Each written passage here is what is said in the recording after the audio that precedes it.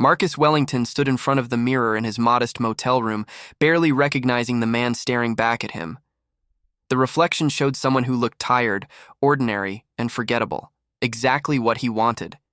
His usual $3,000 suits were packed away in his mansion back in Silicon Valley, replaced by faded jeans he'd bought from a thrift store for $8, a worn denim jacket with a small tear on the sleeve, and scuffed work boots that had seen better days. He adjusted the plain baseball cap on his head, pulling it low over his eyes. This was Marcus Wellington, tech billionaire, founder of Wellington Technologies, a man worth over $3 billion, but today nobody would know it. Today he was just another middle-aged guy driving through small-town America, trying to make ends meet. Or at least, that's what he wanted people to think. Marcus had spent the last 20 years building his empire, creating software that changed how the world communicated. He had everything money could buy: mansions in 3 countries, private jets, exotic cars, and enough wealth to last several lifetimes. But lately something felt wrong. He attended charity galas where rich people wrote checks and patted themselves on the back. He sat in boardrooms making decisions about millions of workers he'd never met. He lived in a bubble, surrounded by other wealthy people who had forgotten what real struggle felt like. 3 weeks ago, Marcus had made a decision that shocked his assistant, his security team, and his board of directors. He told them he was taking a month off, completely alone, no bodyguards, no assistants, no private anything. He rented an old sedan, the kind with manual windows and a radio that barely worked, packed a small bag, and drove away from his life of luxury. His mission was simple but profound. He wanted to understand real America. The America of working people, struggling families, and everyday heroes who never made headlines. This wasn't his first stop. Over the past 5 days, Marcus had visited 4 different small towns across the South. Each time, he'd walked into local diners, truck stops, and family restaurants, ordering simple meals and watching how people lived. He noticed how waitresses smiled through obvious exhaustion, how truckers counted their change carefully before ordering, how elderly couples shared a single meal to save money. He saw kindness in unexpected places, strangers helping strangers, communities supporting each other, people with almost nothing giving what little they had. But he also saw how differently people treated him when they thought he was nobody special. In his expensive suits, doors opened automatically. People rushed to serve him. Everyone wanted his attention. Now, dressed like this, he was invisible. Waitresses took longer to notice him. Some people were dismissive, others barely made eye contact. It was humbling and educational in ways his Ivy League MBA never taught him. Marcus checked his wallet. He'd withdrawn $2,000 in cash before leaving, deliberately leaving his credit cards behind except for one emergency card hidden in his shoe. He wanted to experience what it felt like to watch every dollar, to make choices based on a limited budget. The motel he stayed in last night cost $38. The sheets were thin, the TV had only 12 channels, and he could hear his neighbors through the walls. Yet he slept better than he had in months, somehow feeling more connected to reality than in his California king-sized bed with Egyptian cotton sheets. His phone buzzed constantly with messages from his office. His assistant Sarah had called 17 times yesterday. His head of security was probably having a nervous breakdown. The board wanted an emergency meeting, but Marcus had turned off notifications. He checked in once a day with a simple text. "I'm fine. Continue as planned. Back in 3 weeks." That was it. Today was day 6, and Marcus was in rural Tennessee, a place he'd never have visited in his normal life. The town was small, maybe 5,000 people, with one main street, a few shops, a post office, and several churches. He'd driven past farms and fields, seen American flags on front porches, noticed pickup trucks outnumbering sedans by 10 to 1. This was the heart of the country. Far from tech conferences and stock markets, Marcus grabbed his car keys and headed out.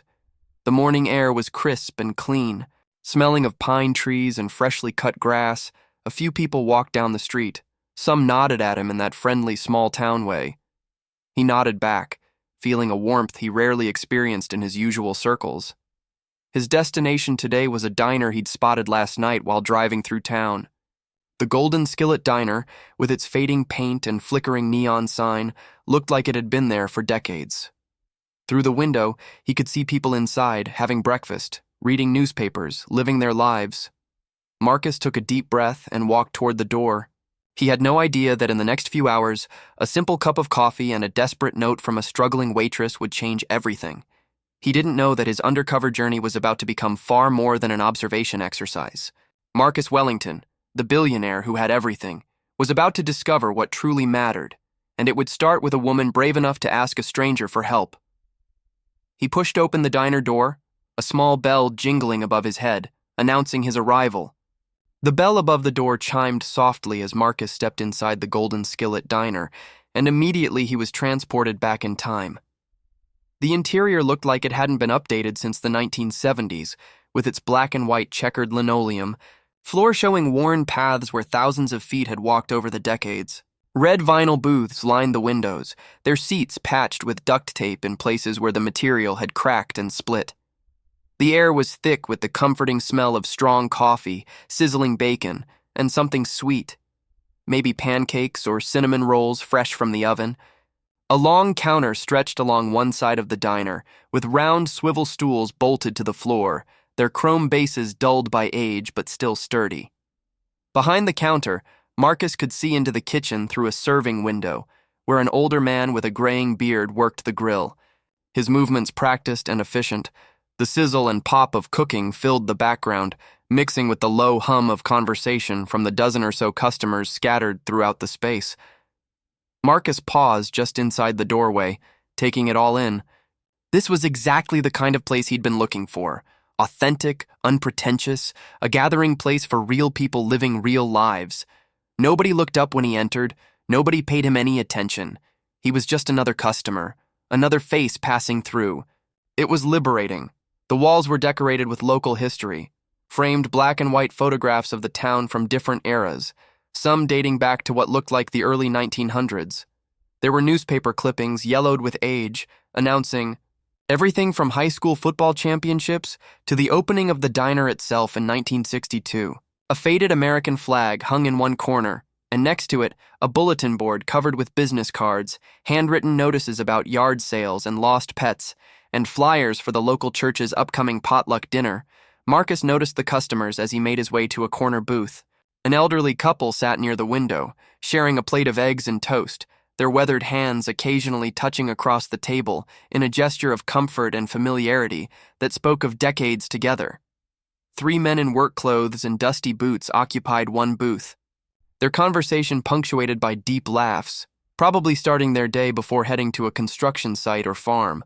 A young mother sat alone at the counter, trying to eat her breakfast while keeping her toddler entertained with crayons and a paper placemat.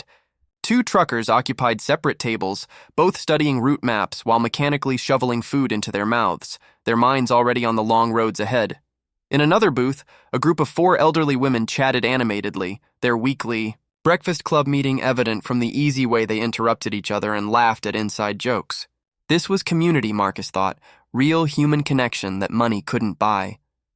As Marcus slid into the corner booth, he noticed how the vinyl squeaked under his weight, how the table wobbled slightly until he folded a napkin and wedged it under one leg. The laminated menu was sticky in places, its pages showing pictures of food that looked nothing like what would actually arrive, but somehow that felt honest, real. He didn't need perfection, he needed authenticity. That's when he first saw her. She emerged from the kitchen carrying 3 plates balanced expertly along her arm, moving with the practiced grace of someone who'd done this thousands of times. She was a black woman, probably in her late 20s, with her hair pulled back in a neat bun, wearing the diner's uniform, a yellow polo shirt with Golden Skillet embroidered on it and black pants. A white apron was tied around her waist, and pinned to it was a small laminated photograph of 2 young children, both smiling brightly at the camera. Marcus watched as she delivered the plates to the truckers, her smile warm and genuine despite the obvious exhaustion in her eyes. There were dark circles under them, the kind that came from too many sleepless nights, too many worries, too much burden carried on shoulders not quite strong enough.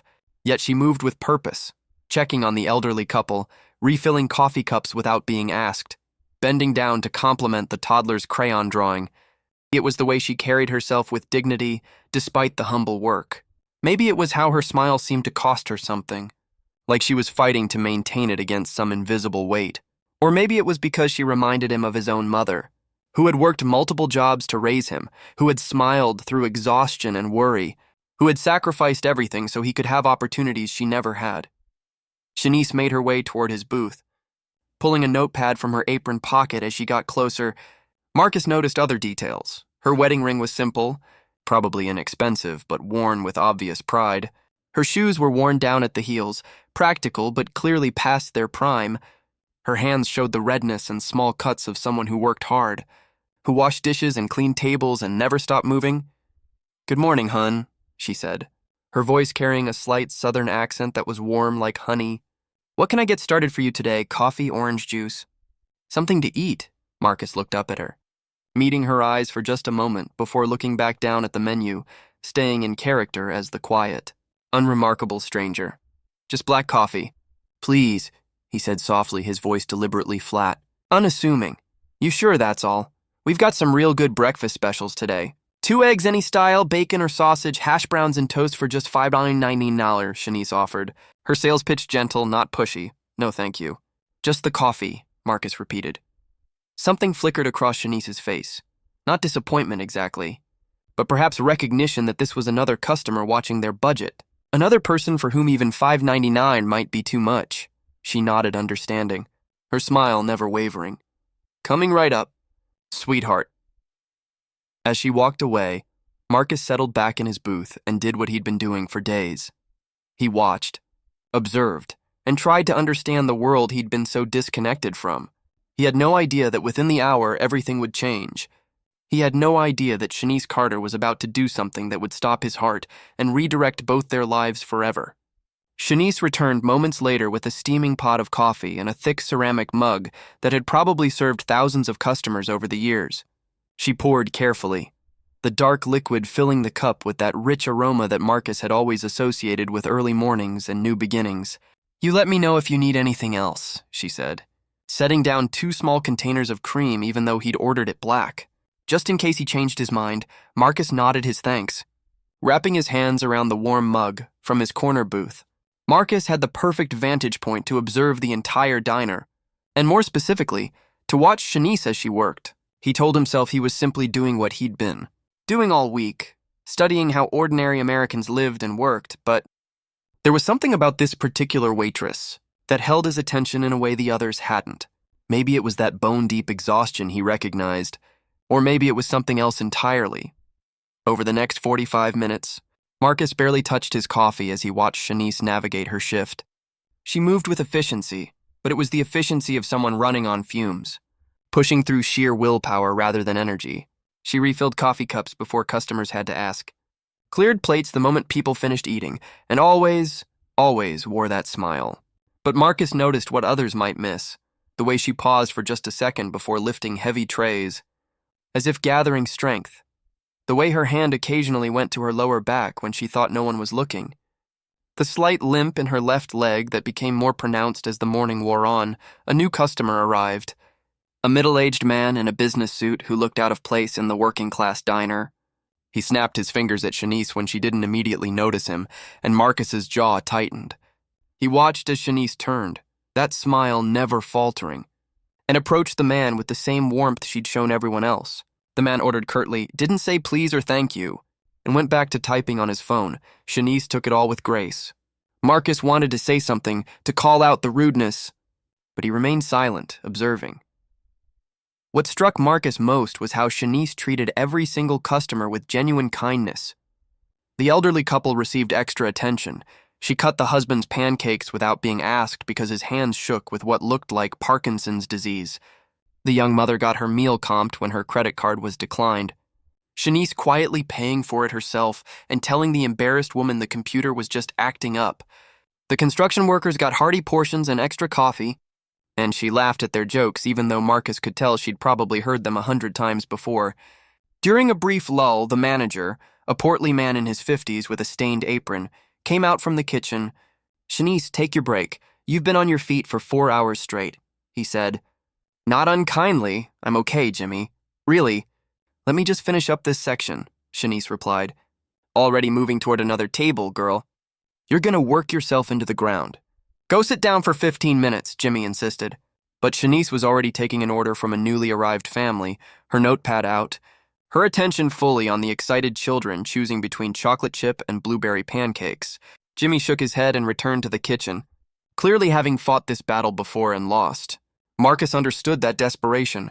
He'd seen it in his mother, that need to work every possible minute because every dollar mattered, because there was never enough. Because rest was a luxury you couldn't afford when bills piled up and children needed things. It made his chest tight. Then he noticed Shanice's phone. She kept it in her apron pocket, and every few minutes she would pull it out, glance at the screen with an expression of worry that she couldn't quite hide, then slip it back. Sometimes she would step into the small hallway near the restrooms and make quick calls, her voice too low for Marcus to hear but her body language screaming stress. Once, after one of these calls, she stood with her back to the dining room, her shoulders shaking. When she turned back around 30 seconds later, her eyes were red, but that smile was firmly back in place. Marcus found himself creating scenarios in his head. Was someone sick? Was she in some kind of trouble? Financial problems? Legal issues? An abusive relationship? His billionaire's mind immediately went to solutions, problems he could solve with money or connections or power. But he caught himself. This wasn't about him playing hero. This was about understanding, about witnessing lives he'd been too insulated to see. Around 10:30, a young woman came in with a little girl, maybe 6 years old. The child wore bright pink hearing aids, and Shanice's whole demeanor changed when she saw them.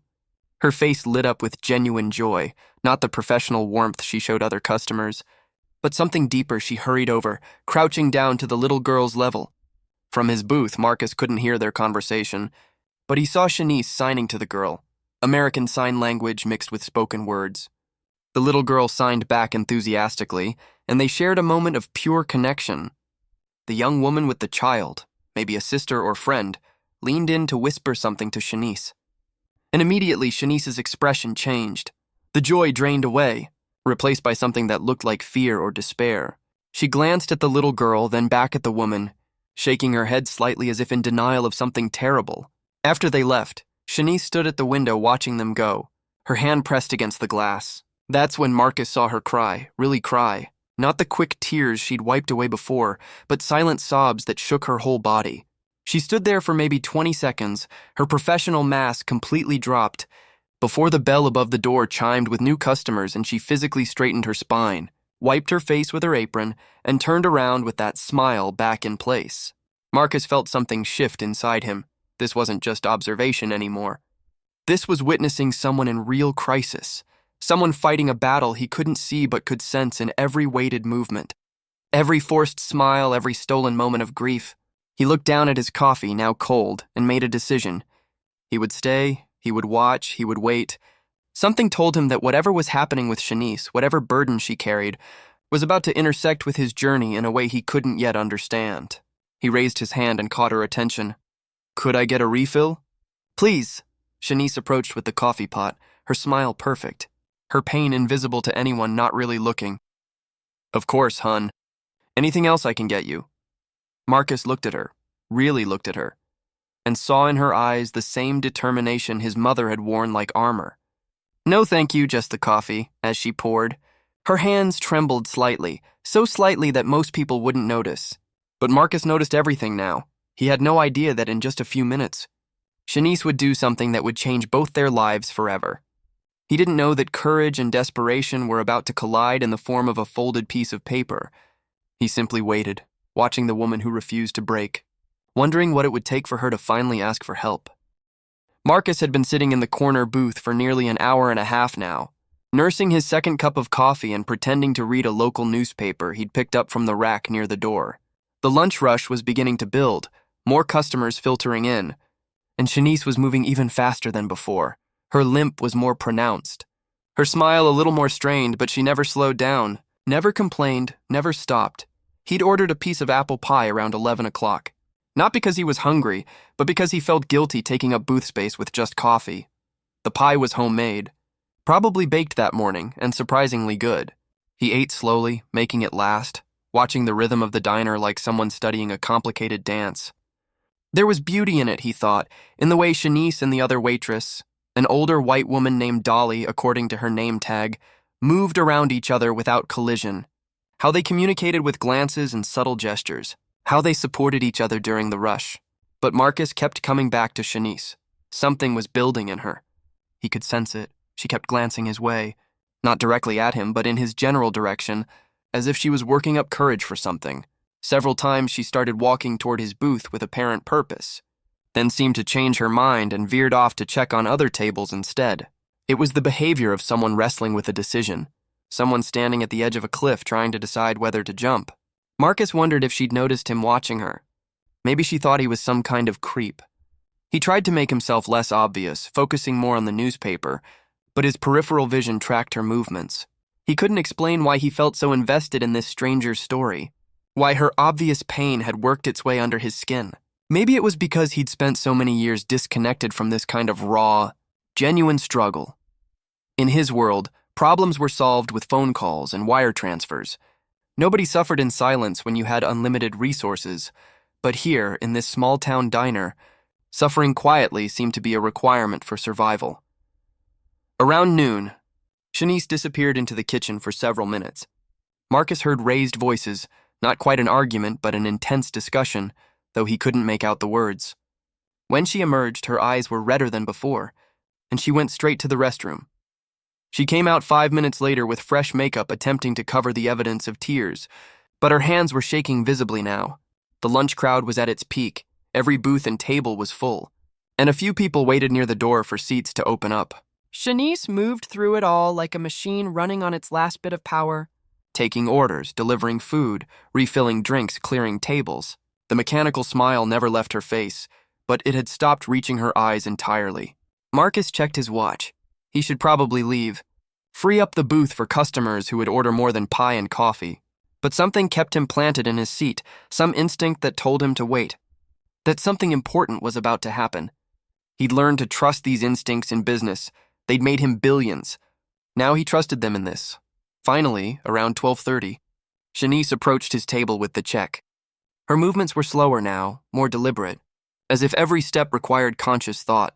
She set down the small slip of paper face down on the table, the total circled in blue ink. Her hand lingered on it for just a moment, pressing it flat against the table surface. "Thank you for your patience today," she said, her voice softer than it had been all morning, almost vulnerable. "I hope everything was all right." "Everything was perfect," Marcus replied, looking up at her. "The coffee was good. The pie was excellent, and the service—" He paused, making sure she was listening. "The service was the best I've had anywhere in a very long time." Something flickered in Shanice's eyes. Surprise, maybe, or gratitude, or perhaps just the relief of being genuinely seen. "That's very kind of you to say," she whispered. And for a moment, the professional mask slipped and he saw the real person underneath. Exhausted, desperate, barely holding on. She turned to walk away, then stopped. Her body language screaming internal conflict, she turned back halfway, opened her mouth as if to say something, then closed it again. Marcus watched this war play out on her face for several long seconds. Finally, she simply nodded at him once, almost formally, and walked away toward the kitchen. Marcus reached for the check, planning to leave cash for his $8.50 bill plus a generous tip. His hand touched the slip of paper, and immediately he felt something was wrong. The paper was thicker than it should be. He flipped it over and saw that there was something underneath. Another piece of paper, smaller, folded into a tight square. His heart rate picked up immediately. He glanced around instinctively, checking if anyone was watching him. But the lunch crowd was absorbed in their own meals and conversations, nobody paying attention to the quiet man in the corner booth. With careful fingers, Marcus unfolded the small piece of paper. It had been torn from a server's notepad, the kind with Golden Skillet Diner printed at the top. The handwriting was neat but hurried, the letters slightly shaky as if written by trembling hands. Marcus began to read, and with each word his chest grew tighter. "Sir, I don't know you and you don't know me, but I've been watching you watch people all morning. You have kind eyes, the kind my mama had. And I'm praying I'm not making a terrible mistake. My baby girl is 6 years old and she's losing her hearing. She needs surgery next month. $2,700 that our insurance won't cover because they say it's not medically necessary, but it is necessary. She's 6 and she's going to go deaf without it. I've tried everything. Loans denied, fundraisers that barely made $300, extra shifts that still aren't enough. I'm 3 weeks away from losing my daughter's hearing forever. I know this is crazy. I know I'm probably going to get fired for passing you this note. I know you're probably not rich, you look as broke as me. But something in your eyes made me think maybe you'd understand. Maybe you'd know someone who could help. Maybe you'd pray for us, I don't know, I'm just desperate. If you can help even with $50, here's my number. If you can't or if you think I'm insane, please just throw this away and forget it happened. I had to try. I'm out of options and out of time. God bless you, Shanice Carter. Below the message was a phone number written in those same shaky digits. Marcus read the note 3 times. His hands beginning to shake now, too. The paper felt impossibly heavy. Weighted with desperation and courage and the kind of rock-bottom need that made people do things they never imagined doing. Shanice had taken an enormous risk writing this. Had probably agonized over it for the entire time he'd been sitting here. Had probably fought with herself about whether to actually give it to him. She'd watched him all morning. Trying to read him, trying to decide if he was safe, if he was kind, if he might possibly help. And she'd made her choice based on nothing but instinct and desperation. 2,700, the number burned into Marcus's brain. He spent more than that on a single bottle of wine at business dinners. His watch cost 40 times that amount. The suit hanging in his closet back home cost more than Shanice probably made in 2 months. And she needed $2,700 to save her daughter's hearing. 3 weeks away from a preventable tragedy, working double shifts, begging strangers, fighting an insurance company with more lawyers than she had dollars. Marcus looked up and spotted Shanice across the diner.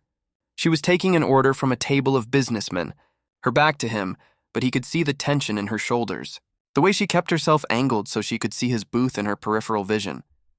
She was waiting, terrified, to see what he would do. He could stand up and leave, pretend he never saw the note, walk out of her life as anonymously as he'd walked in. She'd survive, she'd find another way, or she wouldn't. Life would go on, or he could do something else entirely. Marcus carefully folded the note and slipped it into his jacket pocket. His mind was racing, his heart pounding. This was it. This was the moment his undercover journey had been leading to. Not just observation, but action. Not just witnessing struggle, but having the power to end it. He pulled out his wallet, his hands steady now. Purpose replacing shock. Everything was about to change for both of them. Marcus sat frozen in the booth, the note burning like a hot coal in his jacket pocket. Around him, the diner continued its lunch rush symphony, dishes clattering, conversations humming, the kitchen bell dinging as orders came up. But for him, everything had gone silent. All he could hear was his own heartbeat and the echo of Shanice's words in his mind. I'm 3 weeks away from losing my daughter's hearing forever. $2,700. The number kept circling in his thoughts like a vulture. For Marcus Wellington, $2,700 was less than nothing. It was a rounding error. It was what he tipped his driver for a month. It was what he spent without thinking on a casual dinner with colleagues. His accountant moved around amounts thousands of times larger every single day without even bothering to inform him. But for Shanice Carter, it was everything. It was the difference between her daughter hearing birds sing and laughter ring, or living in permanent silence. It was the gap between hope and devastation. And it might as well have been $1 million for how far out of her reach it seemed. Marcus pulled the note out again, reading it for the 4th time, studying every word like it was a contract worth billions. The handwriting told its own story. The way certain letters trembled, how she'd pressed down hard on the paper as if trying to transfer her desperation through the pen. The fact that she'd written kind eyes made his throat tight. When was the last time anyone had called him kind? In his world, he was called brilliant, visionary, ruthless, strategic, never kind. He thought about his own daughter, Isabel. She was 8 years old, attending the Ashford Academy where tuition cost more per year than most people's mortgages. She took riding lessons on Saturdays, piano on Tuesdays, had a room full of toys she barely played with and clothes she'd worn once. She was healthy, happy, and would never know what it meant to want for anything. Marcus loved her desperately, would do anything for her, would tear down the world if she needed him to. What would he do if Isabel were losing her hearing if some insurance bureaucrat had decided that his child's ability to hear wasn't medically necessary?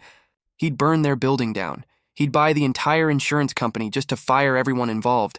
He'd fly to Switzerland or Germany or wherever the best doctors were, cost be damned. He'd move heaven and earth. But he could do those things because he had $3 billion. Shanice could do none of them because she had nothing. The injustice of it hit Marcus like a physical blow. Here was a woman working herself to exhaustion, doing everything right, showing up every day with a smile despite carrying crushing weight. And the system had failed her anyway. Insurance companies with their endless denials, medical billing that cost more than most people made in months, a society that let children go deaf because their parents couldn't produce $2,700. Marcus watched Shanice across the diner. She was refilling water glasses, and he noticed her hand was still shaking. Every few seconds, her eyes would dart toward his booth, then quickly away, terrified to look directly, terrified of what she might see. She'd taken the biggest risk of her life passing him that note.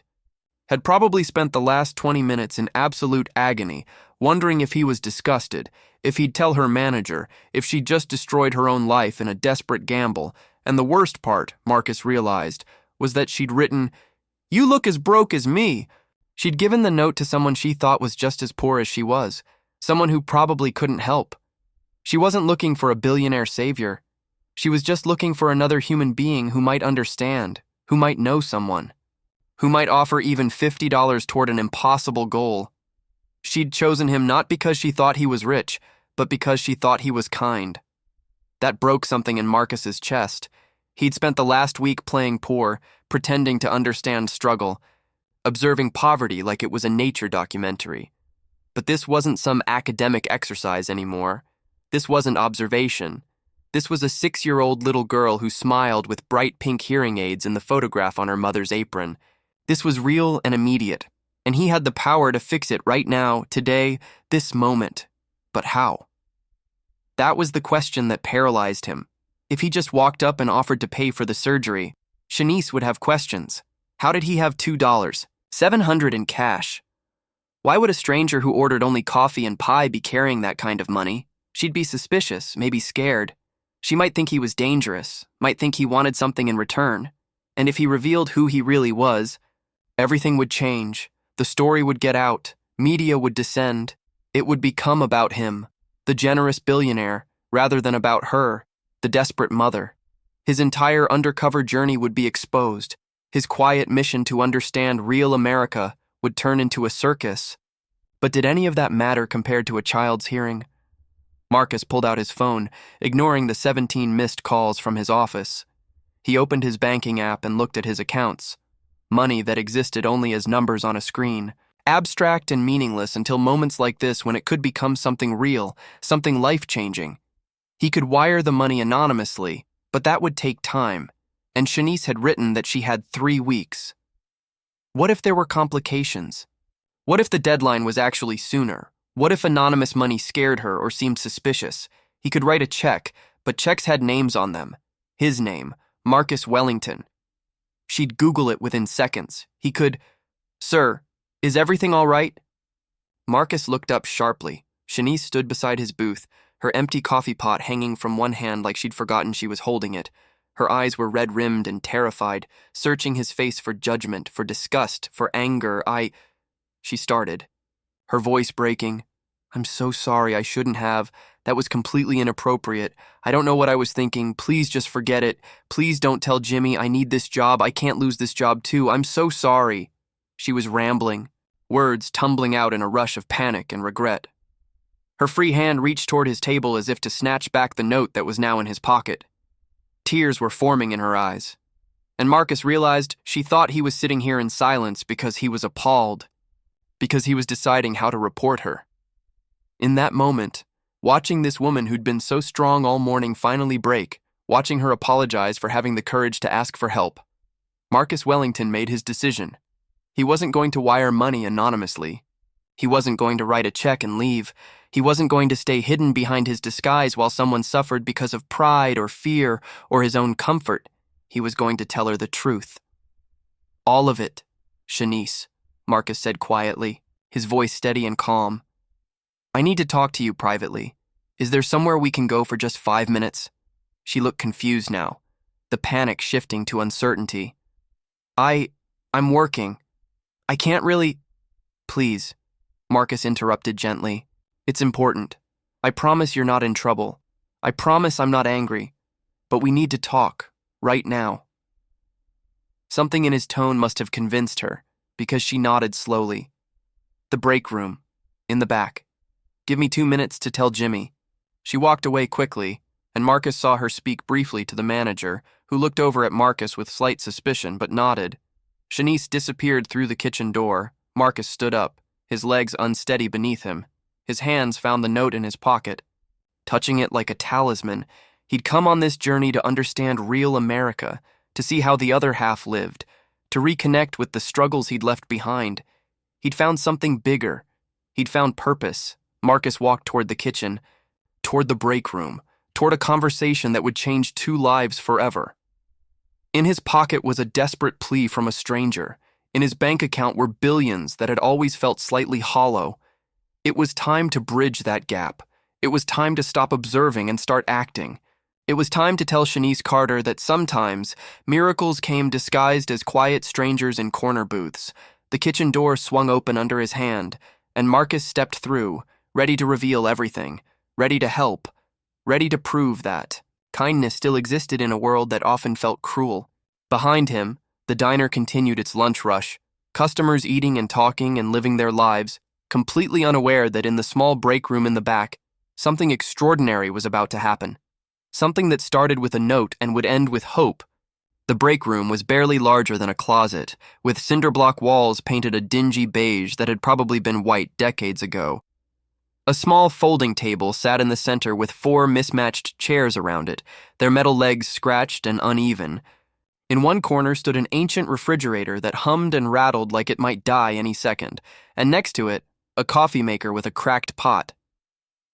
The fluorescent light overhead flickered intermittently, casting the cramped space in alternating brightness and shadow. Shanice stood by the table, her arms wrapped around herself protectively. Her eyes were wide with fear and confusion, darting between Marcus and the door as if calculating escape routes. She looked smaller somehow, more vulnerable than she had. Out on the diner floor where she'd worn her professional armor. Here in this private space, she was just a terrified woman who'd taken a desperate gamble and was waiting to see if it would destroy her. "Please close the door," Marcus said softly, not wanting their conversation overheard. Shanice hesitated, and he saw her throat work as she swallowed hard. But she reached back and pushed the door closed with a soft click. The sound seemed to echo in the tiny room, final and ominous. "Listen," she began immediately, words rushing out in a frantic stream. "I know what I did was wrong. I know I crossed every line. I'm desperate, and I thought maybe you'd understand, but I can see now that I made you uncomfortable, and I'm so sorry. I'll understand if you need to report me. Please, if you could just not do it until after my shift because I need today's tips. I need every dollar. Shanice," Marcus interrupted gently, raising his hand. "Stop, please. Just stop for a moment and listen to me." She fell silent but remained tense, coiled like a spring, ready to bolt or break down. He could see her hands trembling at her sides, see the rapid rise and fall of her chest as she tried to control her breathing. Marcus reached into his jacket pocket and pulled out the note. Unfolding it carefully, he held it between them like a bridge. "This note," he said quietly, "is one of the bravest things I've ever seen anyone do." Shanice blinked, confusion replacing some of the fear in her eyes. "What? You took an enormous risk writing this. You gambled everything on your read of a complete stranger. On what you saw in someone's eyes," Marcus continued, his voice steady and warm. "That takes courage most people don't have. So no, I'm not offended, I'm not angry, and I'm absolutely not going to report you to anyone." A tear slipped down Shanice's cheek, but she didn't move to wipe it away. "Then why did you want to talk to me? Why are we back here? This was it." The moment of truth, Marcus took a deep breath. "Because I need to tell you something. Something that's going to sound impossible. But I need you to stay calm and hear me out." "Okay," Shanice whispered. Though her expression suggested she thought he might be dangerous or crazy, maybe both. "My name is Marcus Wellington," he began, watching her face carefully, no recognition. She'd probably never heard the name. Why would she? Tech billionaires and waitresses in small Tennessee towns existed in completely different universes. "I'm the founder and CEO of Wellington Technologies," he continued. Still nothing, just growing confusion about why this mattered. Marcus pulled out his phone, opened a browser, and typed his own name into the search. He turned the screen toward Shanice, showing her the results. Articles from Forbes, Fortune, the Wall Street Journal, pictures of him in expensive suits at tech conferences, headlines about billion-dollar deals and industry innovations. Shanice's eyes moved from the phone to his face, back to the phone, back to his face. She was comparing the man in the photographs, clean-shaven, perfectly groomed, radiating wealth and power, to the man standing in front of her in thrift store jeans and a faded jacket. "I don't understand," she said slowly. "Is this some kind of joke, are you? Are you making fun of me?" "No," Marcus said firmly, pulling up his driver's license on his phone, showing her the name, then opening his banking app. Not revealing the exact amounts, but letting her see enough to understand the reality. "I'm not making fun of you. This is real. I'm really him." Shanice took a step back, her legs hitting the chair behind her. She sat down heavily, as if her body had simply given up trying to hold her upright. Her mouth opened and closed several times without sound. Her face had gone pale beneath her brown skin, but you look... She gestured helplessly at his clothes, at his worn boots, at everything about his appearance that screamed ordinary, broke, struggling. "I've been traveling around for the past week," Marcus explained, pulling out a chair and sitting down across from her, keeping the table between them so she wouldn't feel crowded or threatened. "I left my normal life behind, rented a cheap car, bought these clothes from thrift stores, stayed in budget motels. I wanted to understand how most Americans actually live. I wanted to see the world without my money changing how people treated me.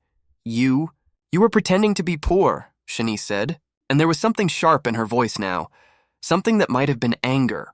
"Yes," Marcus admitted, not shying away from it. "And I know how that sounds. I know it seems like some rich person's game, playing dress-up while real people actually struggle. But Shanice, I wasn't doing it to mock anyone.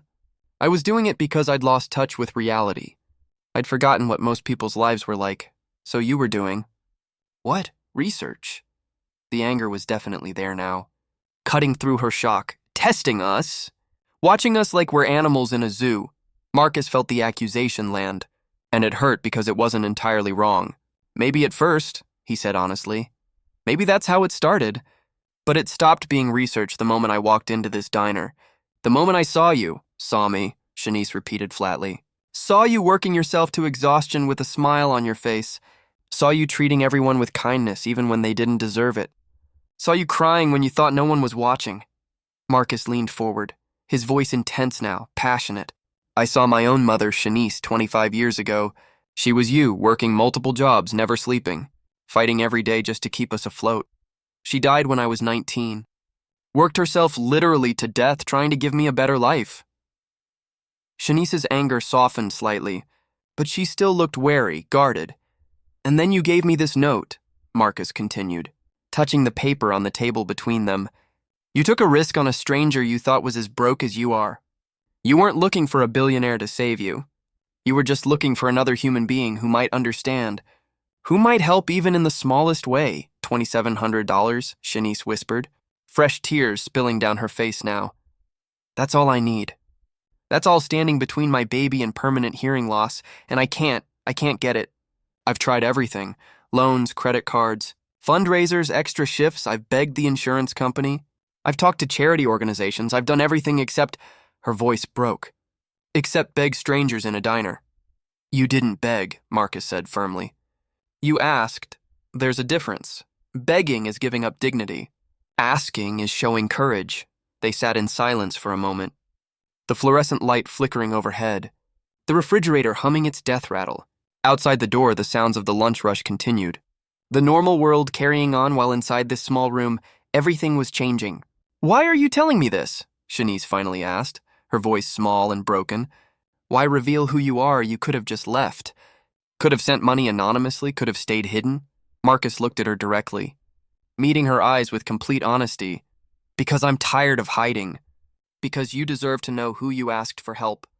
Because this isn't about me being some anonymous benefactor who gets to feel good about himself. This is about you, your daughter, your courage. And because," he paused, choosing his words carefully, "because I think maybe we were supposed to meet. Maybe I was supposed to be here, in this diner, on this day. Maybe this whole journey was leading to this moment." "I don't understand," Shanice whispered. "You will," Marcus said, and reached for his wallet. "Shanice Carter, I want to help you, but I want to do it the right way. Can we talk about your daughter? About what she needs? About what you need, Shanice nodded slowly. Still looking shell-shocked but no longer afraid, the anger had drained away, leaving behind cautious hope and overwhelming confusion. Marcus pulled out his phone again, opening his notes app. "Tell me everything," he said gently. Her name, her condition, what the surgery involves, what the doctors have said, all of it, start from the beginning. And Shanice, with trembling voice and tears streaming down her face, began to talk. She told him about Zara, her beautiful 6-year-old who loved purple and pandas and pancakes, how they'd noticed her hearing getting worse over the past year, how the diagnosis came 3 months ago, how the surgery could fix it, but insurance had denied it 3 times. Shanice's voice cracked as she pulled out her phone with shaking hands, swiping through photos of her daughter. "This is Zara," she said, turning the screen toward Marcus. The little girl in the picture beamed at the camera, gap-toothed and joyful, wearing those bright pink hearing aids with pride. Her hair was styled in 2 puffs with purple ribbons, and she held a stuffed panda nearly as big as she was. "She's beautiful," Marcus said softly, and he meant it. There was something radiant about the child's smile, something that reminded him of pure, uncomplicated joy. "She is," Shanice agreed, her thumb gently stroking the phone screen as if she could touch her daughter through the glass. "She's the smartest, funniest, most stubborn little thing you've ever met. She wants to be a veterinarian when she grows up. She makes up songs about everything. What she's eating for breakfast, how much she loves her teddy bear, what the clouds look like." Fresh tears rolled down Shanice's cheeks. "She sings all the time, Marcus, all the time, and I'm terrified that one day soon she won't be able to hear her own voice anymore." Marcus felt his own eyes burning. "Tell me about the surgery. What exactly does she need?" Shanice took a shaky breath, collecting herself. "It's called a cochlear implant revision. She was born with partial hearing loss. Got her first implants when she was 3, but her inner ear structure is... The doctor said it's unusual, complicated. The implants are failing faster than they should. Without the revision surgery, she'll lose her residual hearing completely within the next few months. Maybe sooner. And insurance denied it," Marcus said, anger creeping into his voice despite his efforts to stay calm. 3 times, Shanice confirmed bitterly. "They say it's not medically necessary because she can learn sign language. Like that's the same thing. Like hearing the world around you isn't important." Her hands clenched into fists on the table. "I've appealed, I've written letters. I've called them crying and begging. They don't care. To them, she's just a number. Just another claim to deny." Marcus was silent for a moment, his mind already racing through the problem. "What's the surgeon's name? Where is the surgery scheduled?" "Dr. Sarah Okonkwo at Vanderbilt Children's Hospital in Nashville," Shanice replied. "She's supposed to do it on November 18th, but only if I can pay the $2,700 upfront by November 1st. That's in 3 weeks if I can't pay. They'll give the surgery slot to another patient. And then who knows when we could reschedule, maybe months, maybe never if Zara's hearing deteriorates too far." Marcus pulled out a small notebook from his jacket pocket. He'd been carrying it all week to jot down observations, and began writing down details. "What about your husband? You're wearing a wedding ring." Shanice's expression darkened. "James works construction. He's a good man, works hard, but he got injured 6 months ago. Fell off a scaffold, broke his leg in 3 places. He's back to work now, but we're drowning in medical bills from that. Plus he missed 2 months of income." She laughed bitterly. "It's been one thing after another. Like the universe is testing how much we can take before we break." "You haven't broken," Marcus observed quietly. "Not yet," Shanice whispered, "but I'm close." "I'm so close." Marcus set down his pen and looked at her directly. "Shanice, I'm going to help you, but I need you to understand something first. I'm not doing this because I pity you. I'm not doing this to make myself feel like a hero. I'm doing this because your daughter deserves to hear. Because you deserve to not carry this weight alone, and because I have the ability to help. Does that make sense?" Shanice nodded, unable to speak, her throat too tight with emotion. Marcus pulled out his checkbook. Yes, he still carried one. Old-fashioned as it was, and uncapped his pen. "The surgery is $2,700, he said, writing carefully. "But that's not all you need, is it? You've got other medical bills from your husband's accident. You're working double shifts and barely sleeping. You've probably got rent and utilities piling up while you try to save for this surgery. Marcus, I can't ask you for..." Shanice started, but he held up his hand. "You're not asking. I'm offering," he said firmly. "Now, I'm going to write you a check for $50,000. Shanice's eyes went so wide he thought she might faint. 50, Marcus. No, that's insane. I can't take. Yes. You can? Marcus interrupted, still writing. To 700 for Zara's surgery. Another $10,000 for your existing medical bills and any other debts that are crushing you. The rest is for your family's future, for Zara's education. For your son's education? He glanced up. You have a son too, right? I saw 2 kids in the photo on your apron. Darius, Shanice whispered. He's 9. For Darius's education, Marcus continued. For a better car if you need one. For moving to a better place if you want. For breathing room. For security. For peace of mind. He finished writing and carefully tore the check from the book, but didn't hand it over yet. This money has no strings attached. Shanice, you don't owe me anything. You don't have to pay it back. You don't have to be grateful or feel indebted. This is a gift. Do you understand? Shanice was sobbing now, her whole body shaking. I can't. This isn't real. This can't be real. It's real, Marcus said gently. But I'm not done. Not done, Shanice choked out. Marcus, that's more money than I'll make in 2 years. How can you? Because there's something else I want to offer you, Marcus said, setting the check on the table between them but keeping his hand on it. A job, Shanice stared at him. A job. I run a foundation. The Wellington Foundation, Marcus explained. We fund various charitable causes, education initiatives, medical research, but I've realized something this week. We're doing it all wrong. We're throwing money at problems from our offices in San Francisco, making decisions about people we've never met, communities we've never visited. We don't understand the real struggles because we're too far removed from them. He leaned forward, his voice intense with sudden passion. But you understand, Shanice, you've lived it. You're living it right now. You know what it's like to work yourself to exhaustion and still not have enough. You know what it's like to face medical bills that might as well be $1 million. You know what it's like when the system fails you and you have to rely on the kindness of strangers? Marcus, I'm a waitress, Shanice said, her voice small. I didn't even finish college. I got pregnant with Darius and had to drop out. I don't have any qualifications for... You have the most important qualification, Marcus interrupted. You have empathy, you have experience, you have heart. I want you to run a new program I'm creating right now. In this moment, a medical crisis fund for working families. People who fall through the cracks, who insurance companies abandon, who are one emergency away from financial ruin. Shanice was shaking her head in disbelief. You're offering me a job running a program at your foundation. Yes, Marcus said simply.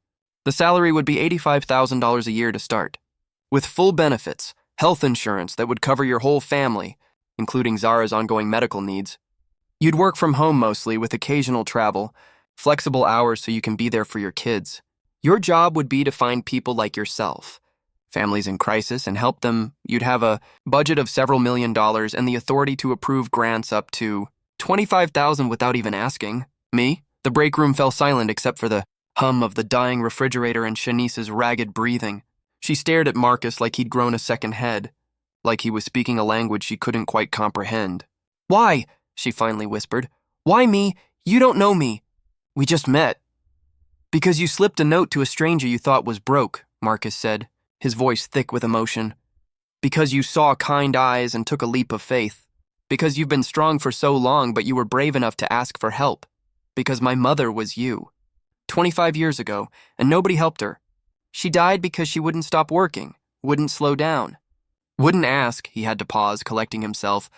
I can't help my mother anymore, but I can help you, and through you, we can help hundreds of other mothers and fathers and families. Shanice covered her face with her hands, her shoulders heaving with sobs. Years of stress and fear and exhaustion poured out of her in waves. Marcus sat quietly, letting her release it all, not rushing her, just being present finally. After several long minutes, Shanice lowered her hands. Her face was blotchy and wet, her eyes red and swollen. But there was something different there now, something that looked like hope. Is this really happening? She asked, her voice hoarse. It's really happening, Marcus confirmed, and pushed the check across the table toward her. Shanice picked it up with trembling fingers, staring at the number written there. $50,000, more money than she'd ever seen. Freedom from debt, security for her family. Her daughter's hearing saved. Thank you, she whispered. But the words seemed completely inadequate for the magnitude of what he'd just done. Thank you, Marcus replied, for reminding me why I wanted to make money in the first place. Not to accumulate wealth, but to change lives.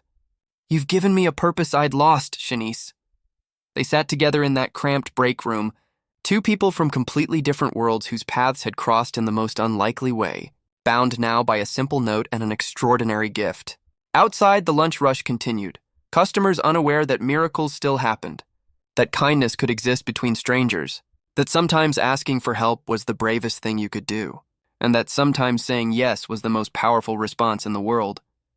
6 months later, the morning sun filtered through the floor-to-ceiling windows of Shanice Carter's home office, casting warm light across the large oak desk where she sat reviewing grant applications.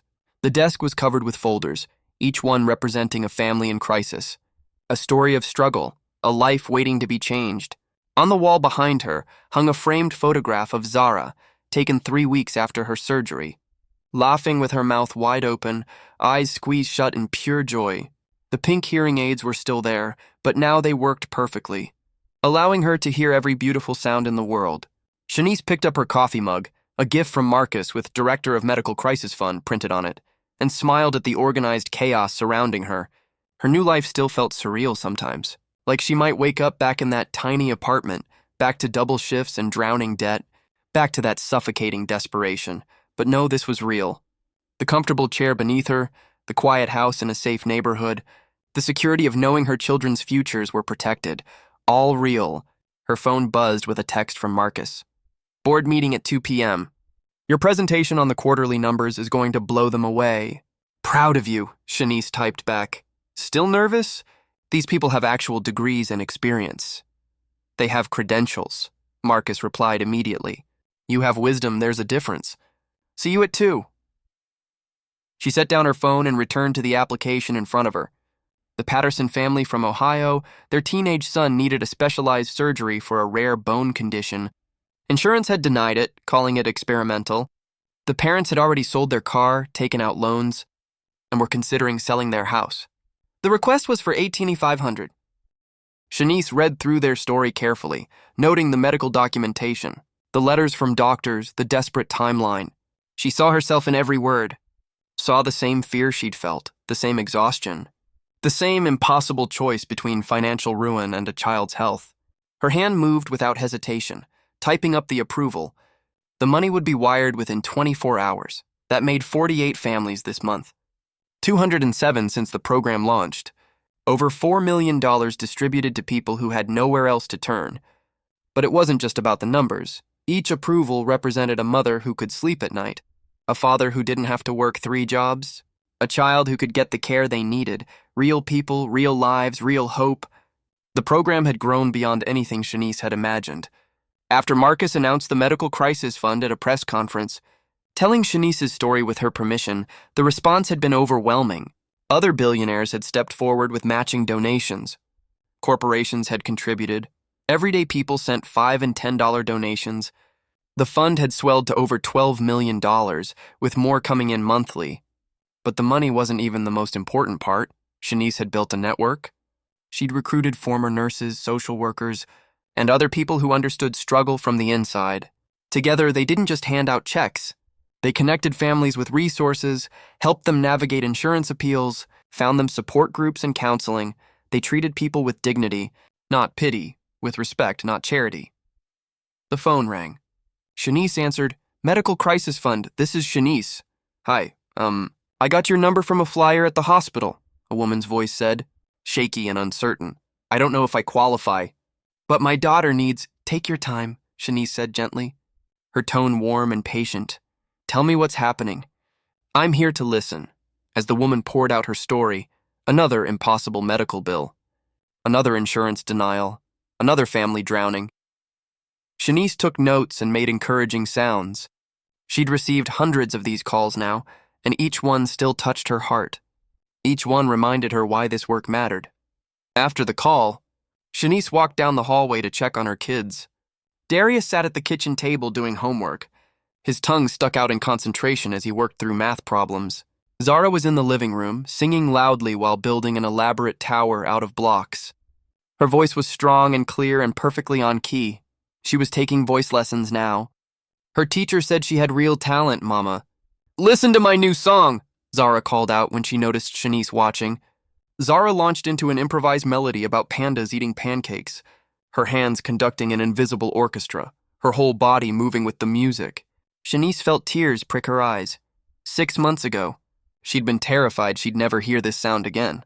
Now her daughter sang constantly, joyfully, without fear. "That's beautiful, baby," Shanice said, applauding when Zara finished with a dramatic bow. "I'm going to sing it for Dr. Sarah next week," Zara announced. "She'll love it. They still visited Dr.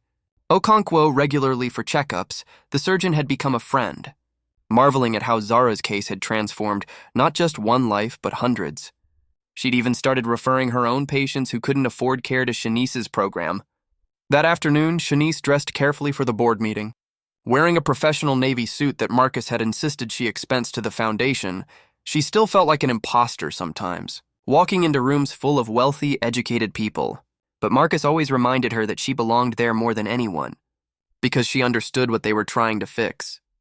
The Wellington Foundation offices occupied the 20th floor of a downtown building with a view of the city skyline.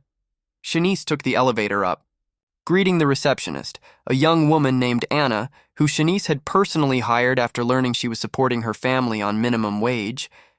In the conference room, 15 board members sat around a massive table. Marcus at the head when Shanice entered. He smiled and gestured to the seat beside him. "Ladies and gentlemen, let me remind you that Shanice's program has the highest success rate and lowest overhead of any initiative we've ever run. Whatever she asks for today, I'm inclined to approve." Shanice opened her laptop and pulled up her presentation. The numbers were extraordinary, but she started with something more powerful.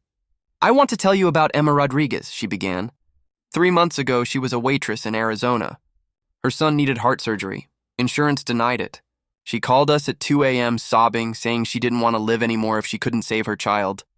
The room fell silent, people leaning forward. "Today, Emma's son is healthy and recovering," Shanice continued. "But more than that, Emma reached out last week asking how she could volunteer. She wants to help other families the way we helped hers. That's what this program does. It doesn't just solve immediate crises. It creates a ripple effect. People we help become helpers themselves. They pay it forward in their communities. They remember what it felt like to be drowning.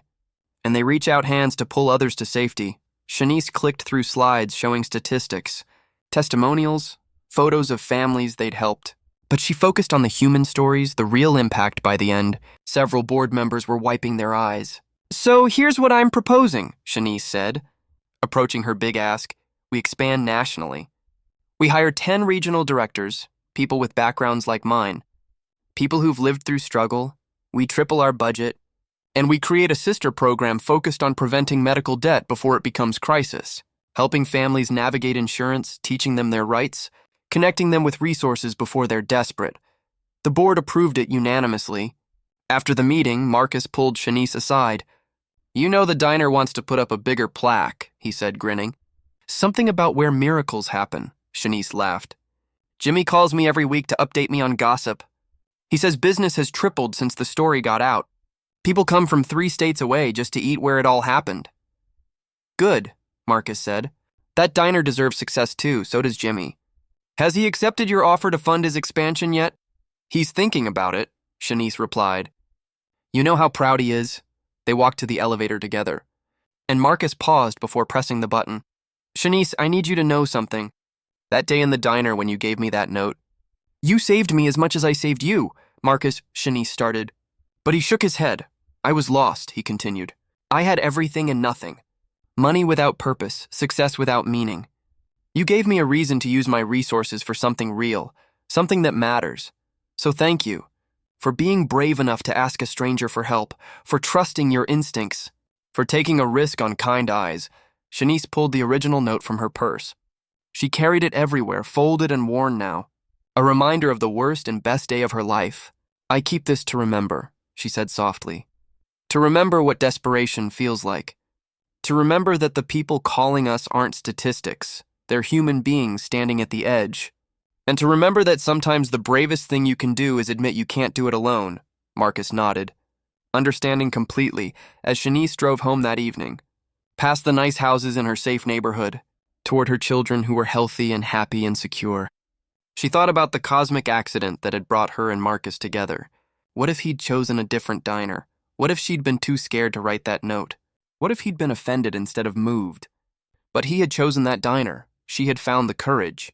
And he had said yes now, 6 months later. The ripple effects continued spreading outward. Every family they helped told others. Every person who received aid became an advocate. Every crisis they prevented was a life transformed. And at the center of it all was a crumpled note, a desperate plea, and 2 people who'd been brave enough to bridge the gap between worlds. Shanice pulled into her driveway and sat for a moment looking at her house. Hearing Zara's singing drift through the open window, seeing Darius's bike lying on the front lawn, she thought about that morning 6 months ago when she'd walked into work exhausted and hopeless. About how she'd almost not written that note. About how close she'd come to just giving up. But she hadn't given up. She'd asked for help. And the world had answered. Now it was her turn to answer when others asked. Her turn to be the miracle that appeared in someone else's darkest moment. Her turn to prove that kindness still existed, that human connection still mattered. That sometimes all it took was one person saying yes to change everything. Shanice got out of the car and walked toward her front door, toward her children, toward her new life. Behind her, the sun was setting, painting the sky in brilliant colors. Tomorrow, she'd wake up and help more families. She'd answer more desperate calls. She'd approve more grants. She'd keep the ripple spreading. But tonight, she'd hold her children, listen to Zara sing, help Darius with his homework, and be grateful. Grateful for kind eyes that saw her. Grateful for courage that sustained her. Grateful for a stranger in a corner booth who'd been exactly where he needed to be. The door opened, and Zara rushed into her arms. Mama, Mama! Guess what I learned today? Shanice listened to her daughter's excited chatter and smiled. This was what miracles sounded like. This was what hope looked like. This was what happened when desperation met compassion, when courage met generosity, when one person dared to ask and another dared to answer. This was the ripple spreading outward, touching lives, changing futures, proving that sometimes the smallest acts of bravery could transform the entire world.